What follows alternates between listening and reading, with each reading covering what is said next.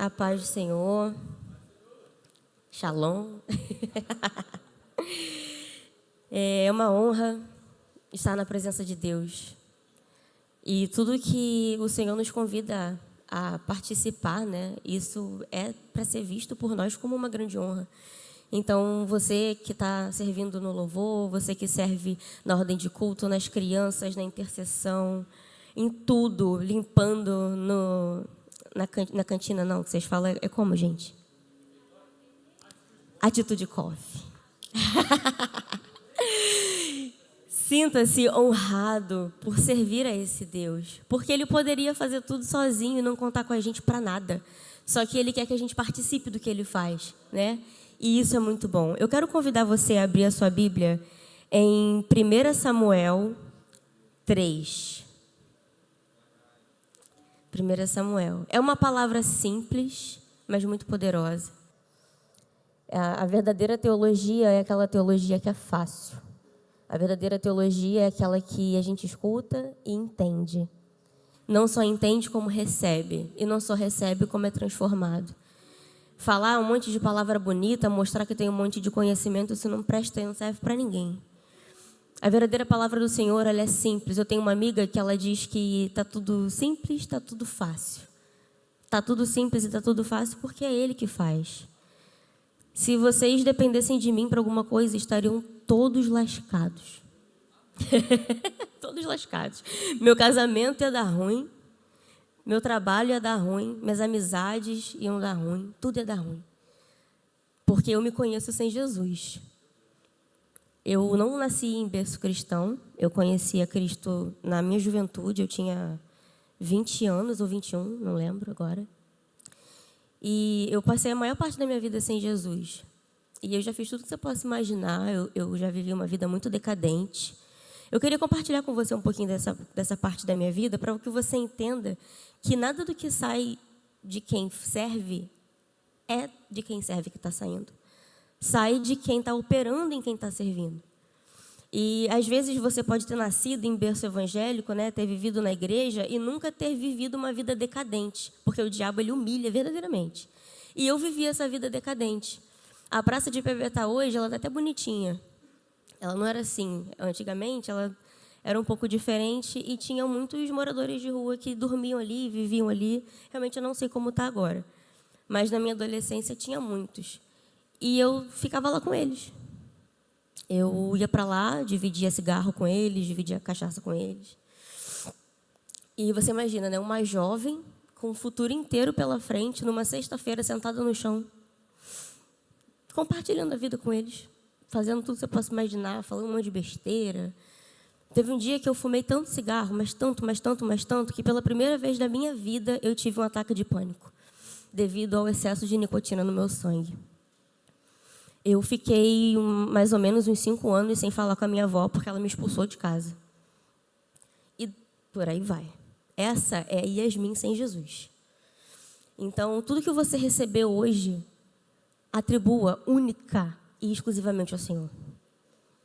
Porque da mesma forma que Ele transformou a minha história, Ele tem poder e Ele quer transformar a sua história hoje também. Vamos lá. 1 Samuel 3 diz assim. Nós vamos ler o texto todo. E depois a gente vem pontuando algumas coisas. O menino Samuel continuava servindo ao Senhor. Repita comigo. Servindo ao Senhor. Supervisionado por Eli. Naqueles dias, a palavra do Senhor era muito rara. E as visões não eram frequentes. Só um minuto. E as visões não eram frequentes. Deixa eu me pedir. Certo dia, Eli, cujos olhos estavam enfraquecendo a ponto de não conseguir enxergar, estava deitado no seu aposento. A lâmpada de Deus ainda não havia se apagado. E Samuel também estava deitado no templo do Senhor, onde estava a arca de Deus. Então o Senhor chamou, Samuel, Samuel. E ele respondeu, aqui estou. E correu até Eli e disse, aqui estou, pois me chamaste. Mas ele disse, eu não te chamei, volta e deita. E ele foi e se deitou. O Senhor chamou novamente, Samuel. E Samuel se levantou e foi até Eli. E disse, aqui estou, pois me chamaste. Mas ele disse, eu não te chamei, meu filho, volta e deita. Samuel ainda não conhecia o Senhor, e a palavra do Senhor ainda não lhe havia sido revelada.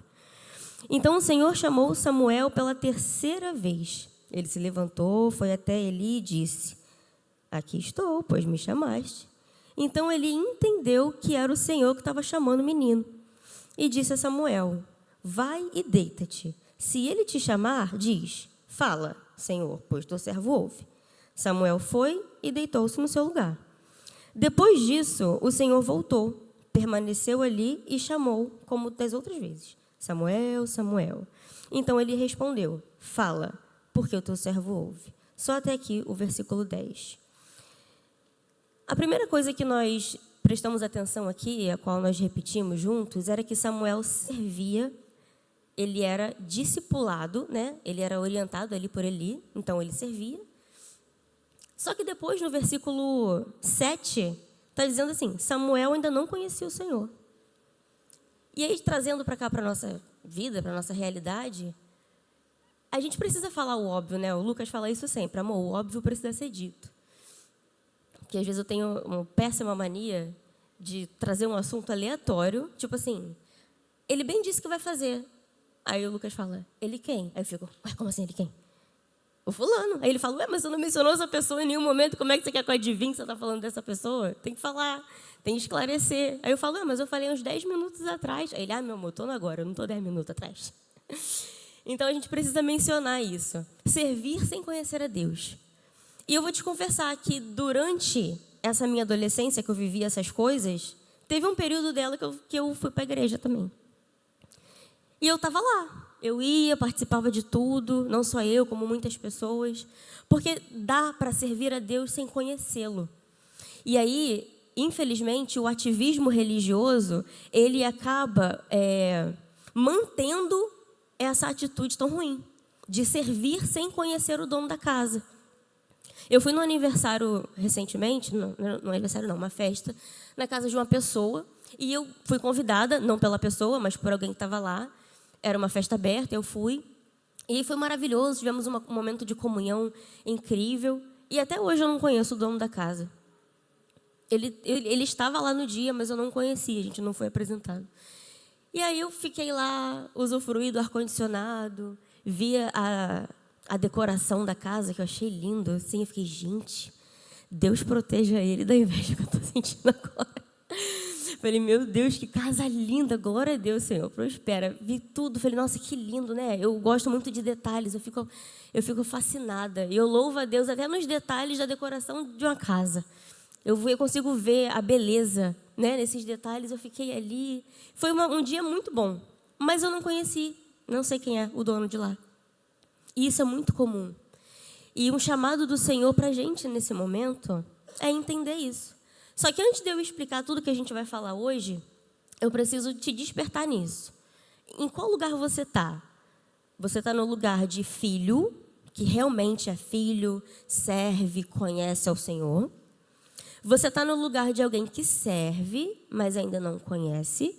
Ou você está no lugar de quem ainda nem o conhece direito e nem o serve. Identifica aí qual cadeira você está. E agora nós vamos entender a pregação de hoje. O tema é a manifestação do caráter de Deus. Esse foi um dos temas mais bonitos que eu já vi na minha vida. Chamados a contemplar, sério, eu acho lindo isso. E ver a manifestação do poder, do caráter de Deus faz parte dessa contemplação. Contemplar o quê? Eu posso contemplar muitas coisas. Contemplar a natureza, contemplar os atributos de Deus através da arte, ver o céu alaranjado. Eu viajo nessas coisas. Mas quando eu orei pedindo ao Senhor uma palavra, Ele direcionou o meu coração e Ele disse: eu quero que os meus filhos conheçam o meu caráter. Não só conheçam o meu caráter, mas entendam que isso também está derramado sobre eles. E que para cada um existe uma medida. Então, se você é o filho que é filho, serve, conhece a Deus, tem algo para você. Se você serve, mas ainda não o conhece, tem algo para você. E se você nem o conhece e nem o serve, também tem algo para você. A primeira característica do caráter de Deus que nós vamos observar agora é que Ele é pedagógico. Repete aí comigo, pedagógico. A gente viu aqui agora o quê? Samuel estava lá servindo, fazendo um monte de coisa, mas ele não conhecia Deus. Em nenhum momento Deus mostra ira contra Samuel. Para quem não sabe, Samuel é resposta de oração, é um milagre de Deus na vida de Ana. O menino já nasceu consagrado, né? Ele já nasceu consagrado. E até então ele não conhecia Deus. E em nenhum momento nós vemos Deus cobrando isso dele, brigando com ele, exigindo uma postura, anda logo. Em nenhum momento a gente vê Deus fazer isso. Mas eu quero fazer um contraste contigo com Jó. A Bíblia diz que Jó era temente a Deus, fiel. Então ela nos mostra que Jó conhecia Deus, diferente de Samuel. E aí Jó estava passando por uma dificuldade, todo mundo sabe, né? A vida de Jó, nunca vai haver na terra alguém que passe pelo que ele passou. E no momento de dor, no momento de desespero de Jó, ele fez algo que a gente vai chamar aqui de ultrapassar o limite. Quem aqui tem criança em casa? A criança, ela ainda não tem bom senso. Não tem bom senso. A criança é autocentrada, isso é normal. Depende do pai, da mãe, de quem cria, ensinar para ela o que é bom senso. E, infelizmente, quando os pais não ensinam, nós temos adultos com falta de senso. Porque esse papel é de quem cria. E a gente sabe que a criança, quando está sofrendo, quando está triste, quando está chateada, às vezes nem está sofrendo, só está chateada, ela bota esse sentimento para fora como se fosse o fim do mundo. Ela grita, às vezes ela quer até bater. Ela vem para cima do pai ou da mãe, dá um tapa, acontece. Só que vamos fazer uma associação como se Jó estivesse fazendo isso. Jó estava sofrendo, ele estava triste, ele estava arrasado, com razão. E ele estava lá fazendo várias queixas a Deus. Queixas, queixas, queixas. E até aí tudo bem, problema nenhum. Nós vemos Davi fazendo queixa. Nós vemos Jeremias fazendo queixas. Nós vemos Elias fazendo queixas. É normal. Deus não acha isso ruim. Pelo contrário. Ele quer que você chegue no altar e lance sobre ele todas as suas ansiedades, porque ele vai te aliviar. Ele nos convida a fazer isso. Então, chorar aos pés dele, falar que está difícil, falar que não aguenta mais, ser sincero. Ele gosta de sinceridade. Só que Jó passou esse limite. É como se fosse a criança que, ao invés de estar só chorando porque está frustrada, ela vira e dá-lhe um tapa na cara da mãe. Calma aí, passou do limite. Jó, ele vira e fala, eu queria estar num tribunal e te colocar no banco do réu. Foi isso que ele falou para Deus. Ou seja, ele comparou Deus a um criminoso. Ele já passou do limite, ele desrespeitou o Senhor. Como que eu comparo ao Todo-Poderoso a um criminoso? A alguém que não só erra, não só falha, mas comete crime. Foi o que ele falou com Deus. E Deus deixou ele falar. Vai falando, vai falando, vai falando, ele foi falando. Chega um momento que eu, pelo menos, eu acho que foi o maior fecho da Bíblia até hoje, foi esse fecho que Deus deu em Jó. Deus vira para ele, Jó 38, se você quiser acompanhar em casa, anota aí, Jó 38, versículo 1. Deus chega para ele. Quem é esse que está escurecendo os meus desígnios com palavras sem conhecimento? Resumindo, o que esse comédia está falando? Ainda está falando um monte de bobagem. Está desmerecendo o meu caráter, está escurecendo as coisas que eu falei através de um monte de bobagem. Versículo 2. Cinge os teus lombos como homem, porque tu me perguntastes e agora me farás saber. Calma aí, calma. Traduzindo. Te apruma como homem, porque tu não me perguntou, então agora tu vai me responder. Só que Deus, por isso que eu acho que é um fecho maravilhoso, Deus sabia que Jó não tinha como responder nada do que ele ia perguntar para Jó. Aonde é que você estava quando eu fiz isso e pá. Não tinha como Jó responder nada. Mas o que ele falou? Te apruma como homem. Tu não me perguntou? Então agora você vai me responder. E aí, Deus, ele é o meu exemplo de tudo, né? Meu exemplo. Se eu preciso saber como agir no casamento, Deus. Se eu preciso saber como agir, Deus. Quando eu tiver filhos, eu criei os meus 2 irmãos junto com a minha mãe. E lá em casa a gente nunca praticou educação positiva. Nós praticamos educação respeitosa, amorosa, positiva não. Ou seja, tem horas, né, que a gente vê a criança lá, a gente fala, filho, meu Deus, não faz isso não. Para. Não pode fazer isso não, por favor, vem cá. Mas tem horas, sai! Agora! Acabou. Tem hora que tem que ser assim. E eu vejo o Senhor ser assim. Porque com Samuel, ele foi pedagógico. Ele entendeu o tempo de Samuel, ele respeitou. Ele é o dono do tempo, mas ele respeitou o tempo de Samuel. Porque ele sabia o que tinha no coração de Samuel. Ele sabia o que ele ia fazer na vida de Samuel, então ele respeitou. Só que Jó já o conhecia. Ele já tinha responsabilidade de filho mais velho o suficiente para saber como agir. Colocar as mazelas aos pés de Deus, tudo bem. Agora, desrespeitá-lo, não. E Deus, ele mostra que ele não tem educação positiva. Ele tem misericórdia. Ele tem amor. Mas na hora de dar um fecho, o fecho vem, ele vem com força. Porque é isso que forma caráter. É saber a hora de apertar. E às vezes nós colocamos uma expectativa muito falsa em Deus. Falsa. A gente acha que o Senhor nunca vai nos levar a um nível mais profundo de maturidade. Quantas vezes eu sofri por muito tempo. Não pelo que o Senhor estava me levando a fazer, mas sobre a minha expectativa em Deus. Eu achava que Ele ia me conduzir por verdes pastos o tempo inteiro, mas que o deserto nunca fosse chegar. Eu achei que assim que eu me convertesse, a minha vida seria de verdes pastos o tempo inteiro. Deserto não. Prova não. Forja não. E quando ele vinha forjar o meu caráter, como um bom pai faz com o filho, eu fazia igual a criança, eu me esperneava. Porque eu achava que Deus não podia fazer isso. Só que Deus está convidando alguém aqui nessa noite a entender que o período de vida que você está passando agora, se está te apertando, se está te doendo, se está te fazendo chorar, se está te fazendo sofrer, se está te fazendo achar que Deus é um péssimo pai, igual quando você tinha 8 anos e achava que a sua mãe era péssima, que você queria ir embora de casa, você botava um monte de roupinha na mochila e falava, eu vou embora de casa hoje, com 8 anos de idade.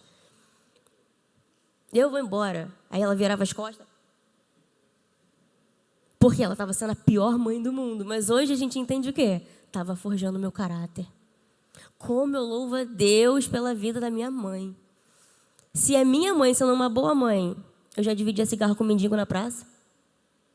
Imagina se ela tivesse sido permissiva.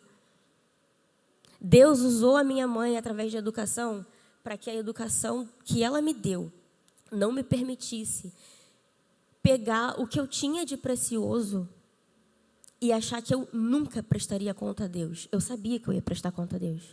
Eu lembro de um dia de estar numa festa e aí começar uma briga, um alvoroço. E a primeira coisa que eu falei foi, por favor, Deus, não deixa eu morrer. Porque se eu morrer, eu vou para o inferno agora. Foi a primeira coisa que eu pensei. Aí estava eu lá, orando, fedendo, a cerveja, tudo, mas lá, Jesus, por favor, em nome de Jesus, me cobre com teu sangue. Não deixa eu morrer não, porque se eu morrer agora, eu sei o que me espera. Deus está querendo forjar isso na gente. Problemas, adversidades, situações difíceis, mas é para a gente crescer, é para a gente amadurecer. Só que Ele não vai cobrar de você algo que Ele não vai te auxiliar. Ele não vai requerer de mim e nem de você uma coisa que Ele não vai estar ali auxiliando. Que Ele vai estar ali dizendo, tá difícil, eu sei, eu estou te amadurecendo, mas eu estou contigo, você não está sozinho. Eu estou do seu lado. Está chorando? Você está sendo forjado, mas você não está sozinho. Se você entendesse isso, Deus falou isso para mim. Se você entendesse que você está na forja, porque está sendo lapidada, está sendo moldada, eu estou te preparando para o lugar que eu já reservei, já preparei para você, o tempo que você ia gastar se lamentando comigo, você ia estar agradecendo e você ia estar, o que eu aprendo agora com isso aqui? Você ia arregaçar as mangas e falar, essa adversidade chegou, qual que é a lição de agora? Beleza, essa notícia ruim chegou, qual que é a lição de agora? Essa outra adversidade, pior do que a outra, chegou. E agora, Deus, o que eu vou aprender agora? Qual autoridade o Senhor quer me dar agora? Problemas sem Deus resultam em morte. Mas os problemas com Deus, em Deus, resultam em autoridade. Então, isso que você está passando agora, por mais difícil que seja, se você está em Deus, isso vai te dar autoridade. Autoridade para alcançar outras pessoas que vão passar pela mesma coisa que você. Autoridade para saber quem Deus é quando o dia mal voltar, porque Ele vai voltar, dor de barriga não dá uma vez só. Autoridade para você saber identificar o que é de Deus, o que não é, o que é demônio, o que não é. Autoridade para você conseguir se posicionar no lugar de filho que conhece o Pai, identificar se é demônio ou não, expulsa, repreende. Deus, eu não estou conseguindo dormir, eu estou com insônia. Dá 2 horas da manhã eu estou acordado, dá 3 horas da manhã eu estou acordado, 4 horas da manhã eu estou acordado, uma inquietação. Você já parou para perceber se isso não é uma movimentação espiritual? E o Senhor está requerendo de você uma atitude diferente que vai destravar e mudar tudo que você está vivendo agora? Você já parou para perceber que essa insônia de madrugada é Deus te chamando para guerrear? É Ele querendo te apresentar. Eu sou o Deus das 3 da madrugada. Até agora você está conhecendo o Deus das 8 horas do culto. O Deus das 7 horas do culto de domingo. Mas eu quero te apresentar o Deus das 3 horas da madrugada. Eu quero te apresentar quem é o Deus general de guerra. Talvez você não conheça. E eu, como teu pai, eu quero me revelar como eu sou general de guerra. Eu vou à frente da batalha. E eu te dou o capacete, eu te dou o cinto, eu te dou o sapato, eu te dou a armadura, eu te dou a espada. Guerreia! Guerreia! Apaga as luzes. Aí não, apaga a luz, não. Apaga as luzes. Vai no escuro. Bota para ver, bota o que vai acontecer. Vamos ver. É isso mesmo, Deus? Então vamos lá, apaga tudo. Santo Deus. E vai, com o olho meio aberto, outro meio fechado. Vai lá. Santo Deus. Vai. Igual aquele meme do Manuel Gomes, que ele está andando olhando para trás assim. Aí vai, Santo Deus, em nome de Jesus, apresenta aqui agora, nesse momento, a minha casa. Senhor, visita a minha cama. E vai passando pela casa, vai tocando nas portas, vai tocando nas janelas, vai clamando o sangue do Cordeiro sobre a tua casa. Que nenhum encantamento vai prevalecer sobre a tua casa. Que nenhuma palavra maldita vai prevalecer sobre a vida dos teus filhos, sobre o teu casamento, sobre o teu trabalho, sobre os teus negócios. Eu te garanto que alguma coisa vai mudar. Alguma coisa vai mudar. Chegando aqui agora no versículo 6, o Senhor chamou Samuel novamente. Samuel, Samuel. E se levantou, foi até Eli e disse, aqui estou, pois me chamaste. Mas ele disse, eu não te chamei não, garoto. Volta e deita. O que Deus está querendo se apresentar agora, através desse versículo? Ele é um Deus relacional. Repete comigo, relacional. Deus sabia que Samuel não o conhecia. Mas ele não achou isso ruim em nenhum momento. Ele ainda era muito jovem, fazia parte do plano. Certamente ele aprendeu muita coisa servindo. Então o coração de Samuel estava no lugar certo. Então se você ainda não conhece Deus, não teve uma experiência verdadeira, não recebeu de Deus uma palavra, até eu não tenho aqui. Em outra tradução, a minha está dizendo que Samuel ainda não conhecia o Senhor. E a palavra do Senhor ainda não lhe havia sido revelada. Em outra tradução está dizendo assim, ele não havia recebido uma mensagem de Deus. Então, às vezes, você serve, trabalha, está envolvido com tudo, já sentiu a presença, já se arrepiou, já chorou, mas não recebeu uma mensagem específica sobre a sua vida. Calma. Teu coração está no lugar certo. Está no lugar certo. Isso aqui não é repreensão para você. Isso aqui é uma motivação, é um incentivo. Teu coração está no lugar certo. Você está na presença, você está buscando, está orando. Só que você está com a água batendo aqui ainda. E conforme você vai servindo, conforme for buscando, a água vai subindo. Só que o Senhor, Ele identifica o teu coração. Está no lugar certo. Está em querer servi-lo, está em querer conhecê-lo. Então a tua hora vai chegar. Só continua, não desiste. Por que Deus insistiu tanto? Porque Ele queria encher Samuel antes que ele servisse. Ué, Yasmin, mas ele já não estava servindo? Estava. Ele estava fazendo muitas coisas e isso é muito bom. Tudo que a gente faz na casa de Deus é bênção para alguém. Um copo que a gente tira do chão é bênção, porque a outra pessoa que chegar, ela não vai ver o chão sujo. Isso é mordomia. Tá certo? Tudo é bom. Só que tem coisas que Deus quer te usar que vão além. Deus quer, talvez, te dar um dom. Deus pode estar querendo te transformar num grande profeta. Deus pode estar querendo te dar sonhos. Deus pode estar querendo te dar uma palavra. Deus pode estar querendo usar você como intercessora e, através das orações, Deus revelar coisas para outras pessoas. Só que isso aí, que vai diretamente na alma de alguém, esse tipo de serviço que vai específico ali na alma, no destino da pessoa, Deus ele não vai te usar se você ainda não estiver cheio. Outras coisas a gente pode ter habilidades e está tudo bem. Outras coisas a gente precisa ter só disposição de fazer. Mas tem coisas que a gente precisa estar cheio, transbordando. E como que a gente chega nesse lugar? Dei um bom exemplo. Vai conhecer o Deus da madrugada se você está com insônia. Vai, escuta, Senhor, o que o Senhor está querendo de mim? Pergunta, o que o Senhor está querendo de mim? O que o Senhor quer que eu faça? Será que eu estou dando mole em alguma coisa? Será que eu estou muito no raso ainda? Vai perguntando, Ele vai te revelando. Ele não vai te reclamar. Ele não vai achar ruim. Ele não vai enxergar problema algum em falar, filho, você ainda está no raso, vamos mais no fundo, vamos fazer isso aqui, vamos orar assim, vem cá, levanta, vamos batalhar. Vamos... Ele não vai achar ruim, ele vai ensinar, porque ele é pedagógico, a gente viu isso agora. Ele é pedagógico. Só que ele é relacional. Ele quer relacionamento. E a gente só é cheio através do relacionamento. Não adianta. Vir para o culto e ir para os eventos, as conferências, não é relacionamento com Deus. Isso não é relacionamento com Deus. Relacionamento com Deus não é estar aqui agora. Não é ir lá para o Mountain Conference. Não é. Isso é estar na presença, é estar em comunhão. Mas isso não é relacionamento. Quando eu estou na rua, eu com a minha melhor amiga, estou na rua. A gente está ali, vendo loja, resolvendo pepino, para lá e para cá. Mas qual é o momento que eu realmente me relaciono com ela? Quando está eu e ela, a gente está no café, a gente está conversando. Teve um dia que eu estava passando por uma situação tão difícil na minha vida. Tão difícil. E eu fui para a casa da minha amiga, era 8 horas da noite. Sentei no sofá dela, ficamos conversando. E ali eu fui colocando para fora tudo que eu estava sentindo, tudo que eu estava passando. Quando eu vi, já era 8 horas da manhã. Virei o dia na casa dela. Aí ela não tinha muito o que responder, porque era realmente uma situação muito difícil a minha. Não tinha resposta porque eu estava passando. Mas ela ficou ali, ficou ouvindo. Aí quando deu 8 horas da manhã, quando não tinha mais o que falar, ela olhou para mim e ela, você quer um pão? Não, eu estou muito mal, eu não quero comer. Eu ainda estava muito mal, depois de falar muitas horas. Deus, Ele quer isso da gente.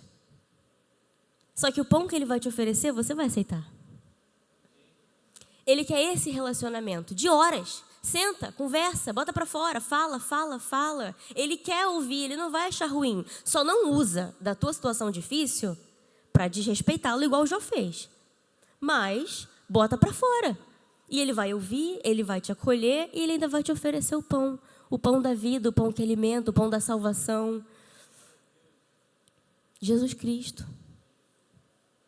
Ele quer relacionamento. E aí depois que Deus se apresentou para ele, para Samuel, Samuel foi lá e fez algo brabo. Ele foi para Eli, profetizou.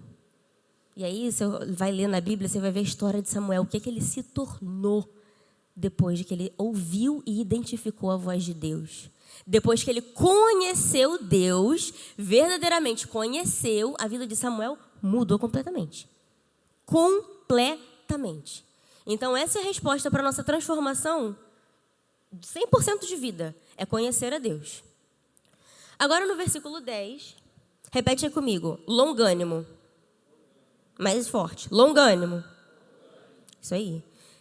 A minha Bíblia está escrito aqui que, depois disso, o Senhor voltou, permaneceu ali e ficou como das outras vezes.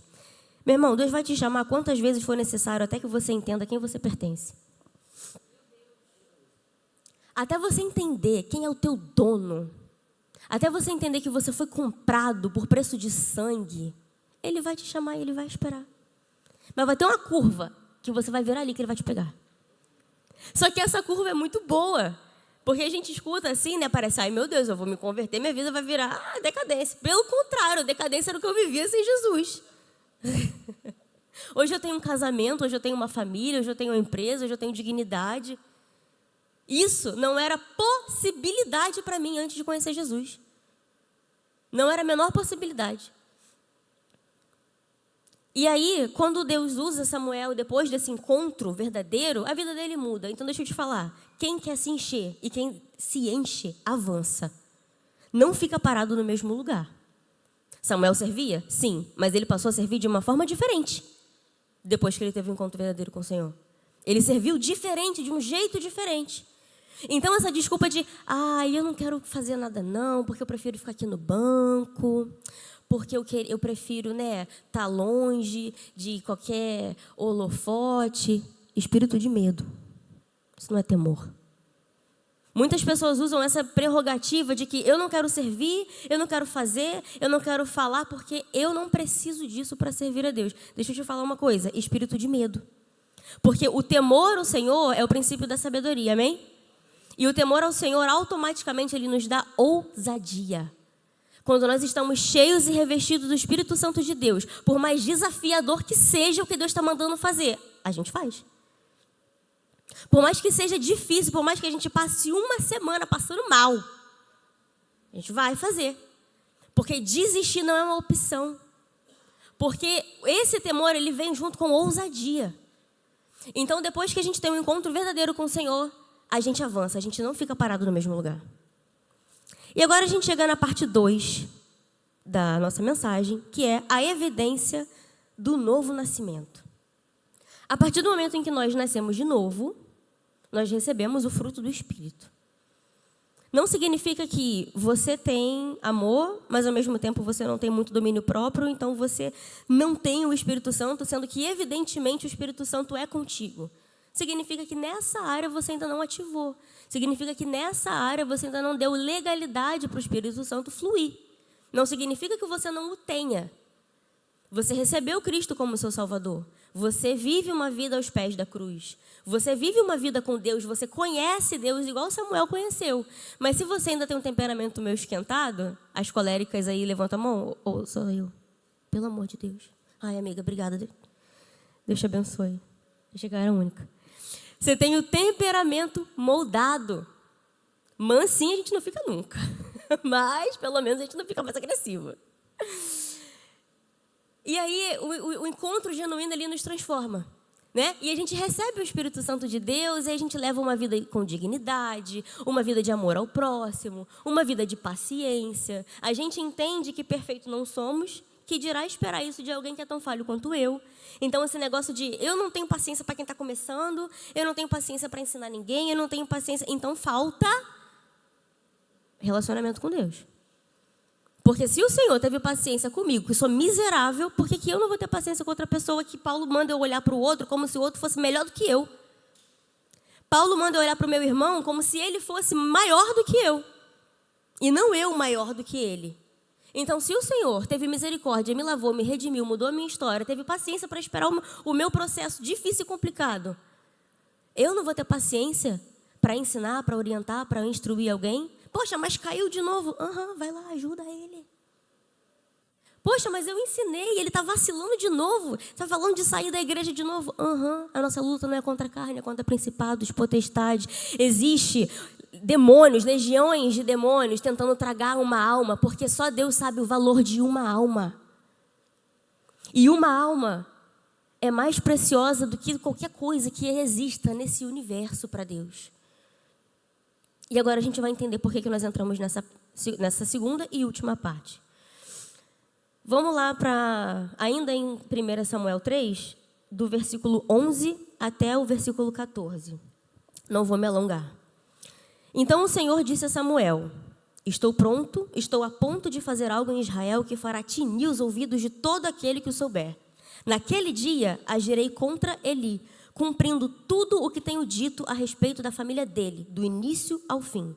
Porque já lhe disse que julgarei sua família para sempre, pois ele sabia do pecado dos seus filhos, que blasfemavam contra Deus, mas não os repreendeu. Portanto, jurei à família de Eli que o seu pecado nunca mais será expiado, nem com sacrifícios, nem com ofertas. Nessa parte parece que é outro Deus. Porque o Deus antes é um Deus, pedagógico, longânimo, relacional. Agora, repete comigo, justo. Mais forte, justo. Ele está falando agora, não é com uma pessoa que conhece a Cristo só há 10 anos. Ele está falando agora com uma família sacerdotal. Uma família sacerdotal que fazia e aloprava, profanava o templo de Deus. Os filhos de Eli roubavam as ofertas que eram destinadas a Deus, do sacrifício. Só só explicando aqui rapidinho. Botava lá tudo na panela. Deus deixava os sacerdotes pegar algumas partes, porque Deus não é contra o sustento do sacerdote. Então o sacerdote podia pegar, bonitinho. Só que o que eles faziam? Eles não estavam nem aí para o que era de Deus. Eles queriam tudo. Eles queriam usufruir daquilo que era de Deus e não deles. Então eles pegavam um garfo de 3 pontas, saía botando em tudo, você nem vê o que estava pegando. Saía botando em tudo, queria a gordura, e a gordura pertencia só a Deus. Pegava tudo para eles. Eles queriam a melhor parte. Eles usufruíam daquilo como se fosse deles. Então eles blasfemavam contra o Senhor, eles roubavam as ofertas. Ou seja, além disso, além deles fazerem tudo isso, eles colocavam os desejos do coração deles acima da lei de Deus. O desejo do coração deles prevalecia. Era o que eles queriam e acabou. Não importava as ordenanças, não importava o limite. E quantas vezes a gente, quanto filho agora eu estou falando com os filhos que conhecem, que servem, que já conheceram o Deus das 3 horas da manhã.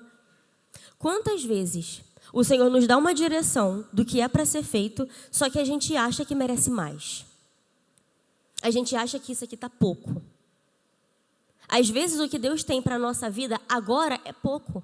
É só isso daqui. E a altivez do nosso coração incita a ira contra Deus. E daqui a pouco a gente faz o que Jó fez. Diz que odeia Deus, diz que tem raiva de Deus, que não aguenta mais Deus, que falta isso aqui para chutar o pau da barraca, largar tudo, voltar para o mundo. Porque a altivez do coração faz a gente achar que a gente merece coisas maravilhosas do Senhor o tempo todo. Que a gente não pode ser feliz no simples. Essa situação que a gente tem visto nas redes sociais, Pessoas divulgando jogos de azar, pessoas que nunca estudaram, nunca nem trabalharam, mas divulgando jogos de azar, compram apartamentos, carrões, isso e aquilo. E aí o povo de Deus vê isso e começa a se comparar, porque não tem essas coisas. Começa a ficar chateado, começa a ficar triste porque não alcançou. Mas da mesma forma que os problemas sem Deus levam à morte e os problemas com Deus te geram autoridade, a bênção sem Deus também leva à morte. A bênção sem o Senhor acaba e destrói a nossa vida. E tudo isso que eles faziam era grave. Por que tudo isso era grave? Porque além deles desonrarem a presença de Deus, eles transformavam tudo aquilo que era santo em carnal. Hoje nós somos o templo. Antes a gente precisava da Arca da Aliança para adorar a Deus. Hoje, como foi falado aqui anteriormente, nós somos o templo. Ele habita em mim, ele habita em você. E quando nós profanamos esse templo, sendo filhos e o conhecemos, ele não vai vir com educação positiva. Ah, meu filho está profanando. Ele não vai fazer isso. Ainda bem, porque se Deus aplicasse a educação positiva com a gente, ia ficar todo mundo positivamente no inferno. Ia estar todo mundo lá no inferno assim.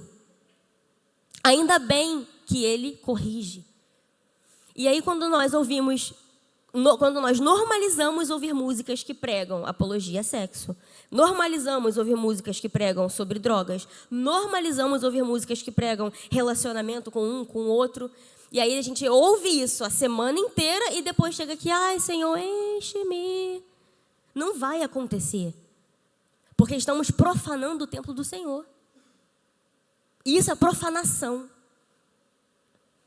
E toda mensagem para os filhos de Deus, ela é mais pesada, porque nós conhecemos algo que o mundo não conhece. E mesmo assim, nós insistimos em nos comportar como se não conhecêssemos. Nós recebemos algo que o mundo não recebeu, mas a falta de vontade de querer se aprofundar ainda mais no Senhor, a falta de vontade de aceitar, de levantar, de ler a Bíblia, de fazer devocional, de estudar a palavra, é tão zero, que isso faz com que a gente comece a normalizar e aceitar coisas que o Senhor odeia. E aí, na hora que nós queremos ser usados, nós não somos. E aí nós ficamos frustrados achando que Deus não gosta da gente. Achando que Deus só quer agir na vida dele, na minha não. Deus só fala com ele, comigo não. Poxa, eu queria tanto ser usado igual fulano. Poxa, eu queria tanto fazer tal coisa igual fulano. Por que Deus não faz comigo? Das duas, uma. Ou você ainda não desceu à casa do oleiro para conhecê-lo intimamente, ou você até pode estar tentando conhecê-lo, mas está dividindo a glória com outras coisas. Está dividindo a glória com outras pessoas. E isso para Deus é abominável, porque crente que dá mau testemunho, geralmente é o motivo de outras pessoas nunca mais quererem pisar na casa de Deus. Crente que dá mau testemunho, que conhece a Deus, que serve, que sabe quem Deus é, que sabe do poder do Senhor, geralmente, quando o caráter ainda não foi lapidado pelo caráter de Deus, começa a fazer tanta coisa, começa a profanar o templo de Deus, que quem está de fora olha e fala, eu não quero isso. E foi isso que aconteceu com aquele povo. Os filhos de Eli, aquela família sacerdotal, aloprava, fazia um monte de coisa errada, todo mundo via. As pessoas do templo, vamos trazer para a nossa realidade, as pessoas da igreja via a liderança e a família da liderança envolvida em um monte de coisa errada. O líder, que era o pai, não fazia nada, passava a mão na cabeça, não repreendia. Duas coisas aconteciam, que é o que acontece nos dias de hoje. Quando nós estamos em um lugar que nós vemos Jezabel sentada no trono desse ambiente, nós temos duas oportunidades, duas possibilidades de escolha. Primeira, sai. Ou segunda, tolera. E aí depois, a gente quer falar, não, eu vou ficar aqui, eu vou continuar vendo, eu vou continuar aqui, mas eu não vou me contaminar. Até quando? Aquele que pensa estar de pé, cuide que não caia. Quando nós convivemos em ambientes com pessoas que fazem um monte de coisa errada, e a gente está ali no meio, envolvido naquilo, em algum momento, nós vamos passar a tolerar Jezabel. E tolerar Jezabel é pecado. Então, às vezes, a gente não está fazendo o que eles estão fazendo, mas a gente está aceitando o que eles estão fazendo. Nós não estamos envolvidos ativamente, mas nós estamos vendo sem fazer nada. E aí a gente começa a tolerar Jezabel. E tolerar Jezabel é pecado. E o Senhor vai cobrar isso de nós. Tenho, porém, contra ti que toleraste Jezabel. Então, repete comigo mais uma vez. Justo. Então, não se escandaliza quando você vê pessoas que serviam a Deus, estavam na igreja, sendo descobertas. Não se escandaliza quando você vê ministros, pastores, isso e aquilo, sendo descobertos. Porque Deus, você acha que quando Deus profetizou lá contra a família de Eli, ele não cumpriu? Ele cumpriu. A família que tinha glória, a família que tinha honra, a família que tinha poder, a família que tinha sucesso, teve um fim trágico. E você acha que ninguém ficou comentando sobre isso? Menina, você viu o que aconteceu com Eli? Menina, mas você ficou sabendo o que aconteceu lá? Isso aconteceu, com certeza. E aí muita gente não quer resistir a Jezabel, tomar uma posição, porque acha que vai escandalizar. Mas deixa eu te falar a última coisa. Escandalizar não é confrontar o pecado. Escandalizar é pecar. Pecar é escandalizar. Pecar já é profanar. Não aquele pecado que você se arrepende e nunca mais faz, igual era com Davi. É o pecado da família sacerdotal de Eli, que sabia que era errado. Sabia que era errado falar palavrão. Sabia que era errado sentar no bar e tomar cerveja. Porque isso escandaliza quem não é crente. Sabia que era errado usar droga. Sabia que era errado ficar assistindo pornografia. Sabia que era errado o sexo antes do casamento. Sabia que era errado tudo. Mas não tinha vontade de mudar. Profanavam o templo do Senhor. E isso afastava outras pessoas da presença de Deus. Quantas almas afastadas? Nós falamos aqui o o valor de uma alma. E através da nossa vida, nós temos o poder de trazer e ser aquela brasa que mantém o outro aceso, ou a gente também tem o poder de afastar a pessoa da presença de Deus. E talvez ela nunca mais vai voltar. E nós, quanto filhos, temos essa responsabilidade. Então, para nós concluirmos, eles tinham tudo, mas eles não tinham temor. Não adianta. E como que nós adquirimos isso? Intimidade, buscando a Deus. Ele conhecia Deus, mas ele perdeu a visão. Ele ajudou Samuel a identificar a voz de Deus. Ele foi líder de Samuel. Ele ajudou ele fez coisa boa, com certeza. Mas em algum momento ele perdeu a visão. Ele deixou de tratar com prioridade que deveria tratar. E o diabo aproveita essas oportunidades. O diabo, ele aproveita as brechas que a gente dá para ele entrar e fazer arruaça. O tempo de crente não faz ninguém. Samuel e Eli, olha só. Samuel era novinho ali, não tinha experiência com Deus ainda, não conhecia Deus ainda. Mas Deus tratou com pedagogia. E Eli, não tem nem como comparar. Ele sabia quem era, conheceu a Deus, mas mesmo assim aceitou se perder. Ele aceitou se perder, não quis se consertar, não quis reconhecer que dependia do poder de Deus. E o juízo veio, porque o juízo vem. O nosso juízo não vai ser assim. O nosso juízo está guardado para aquele grande dia. Então, duas coisas esperam a gente. Das duas, uma. Ou a volta de Cristo, ele voltar para buscar a igreja, ou a gente ir primeiro. A gente conhecer a morte e ir primeiro. E esse juízo, ele vai chegar. Ele é real. Ele é uma realidade. Então, essa palavra de hoje, ela nos convida a entender que o caráter de Deus, ele não se resume ao nosso caráter. Mas o nosso caráter precisa ser moldado igual ao caráter de Deus. Nós precisamos ser pedagógicos com pessoas que estão começando, que não conhecem. Ou até mesmo os que conhecem, mas que estão precisando de suporte. Filhos, que têm experiências com o Senhor, mas estão precisando de oração, que estão passando por um processo difícil. Seja pedagógico, como o seu pai é pedagógico. Um Deus que é relacional, que gosta de relacionamento. Um Deus que gosta de ter momentos de intimidade. Seja relacional, se relacione com Deus, mas também se relacione com as pessoas. Tira do seu vocabulário que você é antissocial. Tira do seu vocabulário que você prefere bicho do que gente. Tira do seu vocabulário que por você moraria no meio do mato, isolado, longe de todo mundo, porque você não gosta de gente. Ele é relacional e nós também temos que nos relacionar com os nossos irmãos. Ele é bondoso, ele é amoroso, ele é manso. Aprendei de mim. Vamos aprender com o Senhor. Essa mensagem de hoje é um convite àquele que ainda não conhece esse Deus paciente, amoroso, longânimo. Que ainda não conhece esse Deus que muda histórias como mudou a minha. Mas também é um convite àqueles que já conhecem a Deus, que já são filhos de Deus, mas que por alguma razão estão profanando o templo do Senhor.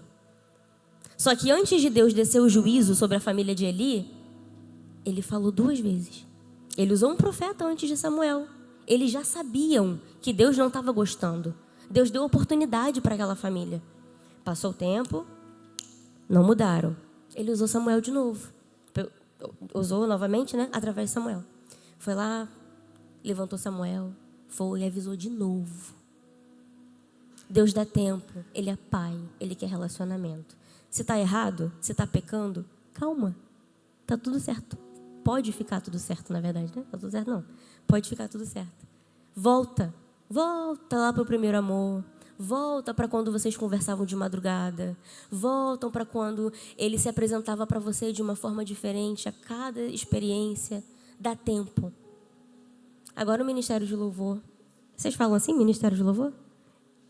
Fala? Gente, eu sou nova na atitude ainda. Então, quero chamar as meninas aqui para cantar um louvor. E esse louvor fala sobre a grandiosidade dessa pessoa que a gente falou aqui agora. Então, eu quero te convidar a você ficar de pé, a você prestar atenção nesse louvor e a você a cantar junto. Mas antes, vamos fazer uma oração. Feche os seus olhos junto comigo. Senhor, meu Deus, queremos te agradecer, Senhor, por esse pão maravilhoso que o Senhor nos deu, que se chama Jesus Cristo. Nós queremos agradecer, Senhor, pelo teu grande amor, que nos envolveu, Senhor, como cordas. O Senhor nos envolveu com cordas de amor, com laços de amor. O Senhor é aquele Deus que perdoa os nossos pecados. O Senhor é aquele Deus que respeita o nosso tempo. O Senhor é aquele Deus que respeita o nosso processo. O Senhor é aquele Deus que reconhece a nossa trajetória, mas que a partir do momento em que nós nos entregamos a Ti, o Senhor esquece. O Senhor joga no mar do esquecimento tudo que nós fizemos de errado. E o Senhor nos dá vestes novas. O Senhor nos dá uma história nova. Se um dia perdemos dignidade através do pecado, o Senhor nos dá uma nova dignidade, mas uma dignidade que mundo nenhum, que faculdade nenhuma, que casamento nenhum traria. Que é a dignidade de ser lavado, de ser purificado. É a dignidade de termos autoridade para pisarmos na cabeça da serpente. Que nos dá, Senhor Jesus, a dignidade, Senhor, de expulsar demônios. Que nos dá, Senhor, a autoridade de orar e interceder por outras vidas e ver o milagre acontecer. Tu és esse Deus. E o Senhor poderia fazer tudo sozinho, mas o Senhor nos torna participantes do que o Senhor está fazendo.